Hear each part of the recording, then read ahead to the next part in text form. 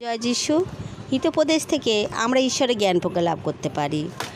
হিতোপদেশ 11 অধ্যায় 9 থেকে 13 পদ বলছে, দুষ্ট ব্যক্তি তার কথার দ্বারা অন্য লোকদের ক্ষতি করতে পারে, কিন্তু ভালো লোকরা তাদের জ্ঞান দ্বারা সুরক্ষিত হয়।